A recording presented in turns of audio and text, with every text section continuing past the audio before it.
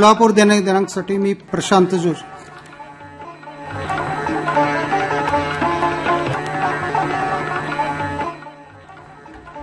आकाशवाणी सोलापूर. नमस्कार. सोलापूर दिनांकसाठी मी प्रशांत जोशी. ठळक घडामोडी. 98व्या अखिल भारतीय मराठी साहित्य संमेलनाची काल नवी दिल्लीत सांगता. मराठी भवन दिल्लीत उभारण्याची उपमुख्यमंत्री अजित पवार यांची घोषणा. विधिमंडळाचं अर्थसंकल्पीय अधिवेशन येत्या 3 मार्चपासून मुंबईत सुरू होणार.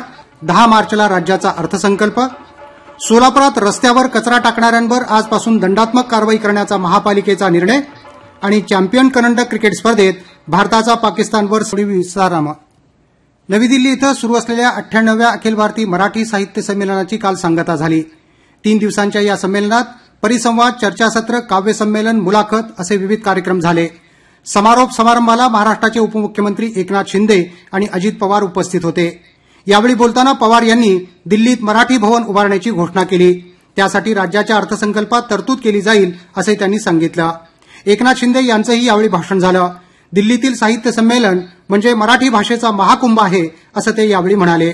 साहित्य महामंडळाच्या वतीनं एकूण 12 ठराव मंजूर करण्यात आले. संमेलनाध्यक्ष डॉ. तारा भवाळकर, राज्याचे मराठी भाषा मंत्री उदय सामंत यांचीही यावेळी भाषणं झाली. बार्शीचे चित्रकार संजय श्रीधर यांनी या संमेलनात भरवलेलं चित्रप्रदर्शन लक्षवेधी ठरलं. लोकशाहीर अण्णाभाऊ साठे यांच्या या चित्रप्रदर्शनाला संमेलनाचे स्वागताध्यक्ष शरद पवार यांच्यासह अनेक मान्यवरांनी भेट देऊन संजय श्रीधर यांच्या चित्रकलेची प्रशंसा केली. विधिमंडळाचं अर्थसंकल्पीय अधिवेशन येत्या 3 ते 26 मार्च दरम्यान मुंबईत होणार आहे. 10 मार्चला राज्याचा अर्थसंकल्प विधानसभा आणि विधान परिषदेत मांडला जाईल. राज्यात महायुतीचं सरकार आल्यानंतरचं हे पहिलंच अर्थसंकल्पीय अधिवेशन आहे.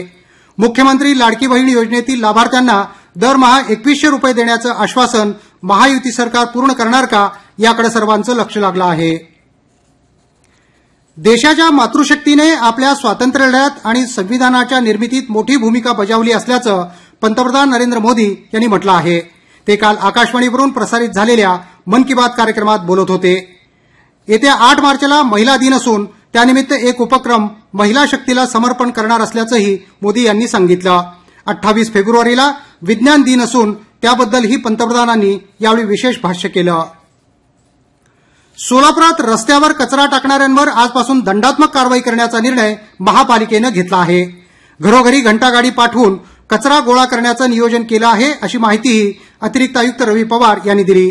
शहरातील 2,65,000 मिळकतदारांच्या दारावर QR कोड लावण्याचं काम जवळपास पूर्ण झालं असून घंटागाडीवरील कर्मचारी दररोज आपली हजेरी या कोडवर स्कॅनिंग करतील असंही त्यांनी सांगितलं. पुण्यातील सुश्री फाउंडेशनच्या वतीनं दिला जाणारा स्वर्गीय विमलाबेन नानलाल भुवा स्मृती पुरस्कार सोलापूरच्या हिराचंद नेमचंद वाचनालयाला प्रदान करण्यात आला. 10,000 रुपये आणि स्मृतिचिन्ह असं या पुरस्काराचं स्वरूप आहे. काल हिराचंद नेमचंद वाचनालयाच्या लोकमान्य टिळक सभागृहात झालेल्या एका विशेष समारंभात सुश्री फाउंडेशनचे अध्यक्ष श्रीराम ओक यांच्या हस्ते हा पुरस्कार वाचनालयाचे अध्यक्ष प्राध्यापक डॉ. श्रीकांत येळेगावकर यांनी स्वीकारला. यावेळी येळेगावकर यांचं मानवी जीवनात ग्रंथ आणि ग्रंथालयाचं महत्व या विषयावर व्याख्यान झालं. डॉ. श्रीकांत कामतकर, डॉ. नभा काकडे, दत्ता गायकवाड, अॅडव्होकेट धनंजय माने यांच्यासह अनेक मान्यवर या समारंभाला उपस्थित होते. ज्येष्ठ विचारवंत प्राध्यापक गौतमीपुत्र कांबळे संपादित फुले आंबेडकरी समकालीन राजकारण या पुस्तकावर काल सोलापुरातील फडकुले सभागृहात चर्चात्मक कार्यक्रम झाला. ज्येष्ठ लेखक दत्ता गायकवाड कार्यक्रमाच्या अध्यक्षस्थानी होते. नामवंत आंबेडकरी साहित्यिक योगीराज वाघमारे, ज्येष्ठ पत्रकार मधु कांबळे, भरत शेळके, पत्रकार दत्ता थोरे यांचा त्यात सहभाग होता. लेखक गौतमीपुत्र कांबळे यांनीही मनोगत व्यक्त केलं. Rotary club of Solapur, MIDC तसंच उद्योग बँक माजी सेवक सांस्कृतिक मंडळ यांच्या वतीनं आदर्श पत्रकार पुरस्कारांचं वितरण नाट्य समीक्षक शरदकुमार एकबोटे यांच्या हस्ते झालं. यावेळी ज्येष्ठ पत्रकार विजयकुमार पिसे, डॉ. रमेश पवार, डॉ. दिग्विजय जिरगे, प्रकाश सनपूरकर, रवींद्र दंतकाळे, गौतम गायकवाड आणि छायाचित्रकार केवल तिवारी यांना हा पुरस्कार प्रदान करण्यात आला. महिलांना स्वावलंबी बनवणाऱ्या उद्योगवर्धिनी संस्थेचा 21वा वर्धापन दिन नुकताच सोलापूरच्या हुतात्मा स्मृती मंदिरात साजरा झाला. यावेळी 150 महिला कलाकारांनी संस्थेचा प्रवास नाट्याविष्कारातून उलगडून दाखवला. राष्ट्रीय स्वयंसेवक संघाचे ज्येष्ठ प्रचारक उदय जोगळेकर यांच्या हस्ते या कार्यक्रमाचं उद्घाटन झालं. यावेळी प्रमोद कुलकर्णी, उद्योगवर्धिनीच्या अध्यक्षा चंद्रिका चव्हाण, सचिव मेधा राजोपाध्ये उपस्थित होते.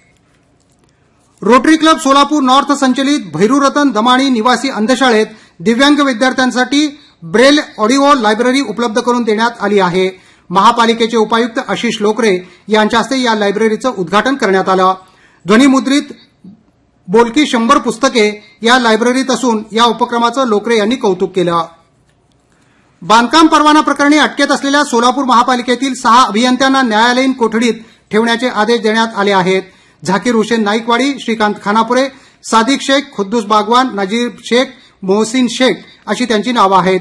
जानेवारी 2021 ते डिसेंबर 2022 या दरम्यान महापालिकेच्या बांधकाम विभागात कार्यरत असताना या अभियंत्यांनी महापालिकेची फसवणूक केली आहे. 56 बांधकाम परवान्यांमध्ये त्यांनी महापालिकेचे 2 कोटी 7 लाख रुपयांचं नुकसान केल्याचं पोलिसांच्या प्राथमिक तपासात दिसून आलं आहे. आता सोलापूर दिनांकमध्ये काही क्षणांची विश्रांती.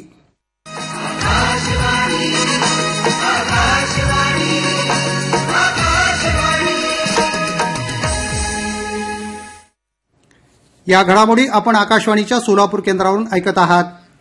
सोलापूर जिल्ह्यातील 11 तालुक्यात कृषी पर्यटन अंतर्गत कृषी मॉल उभारण्यात येणार आहेत.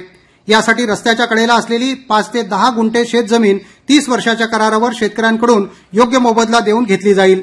या जागेत गाळ्याची निर्मिती करून ते गाळे स्थानिक महिला बचत गटांना भाडेतत्वावर देण्यात येतील, अशी माहिती उपजिल्हाधिकारी अमृत नाटेकर यांनी दिली.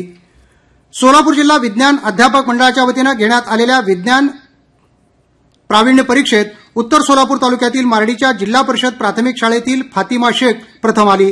या परिषदेसाठी 11,500 विद्यार्थी बसले होते. त्यातून इयत्ता 6वीतील फातिमा प्रथम आली. डॉ माधुरी भोसले यांनी तिला मार्गदर्शन केलं.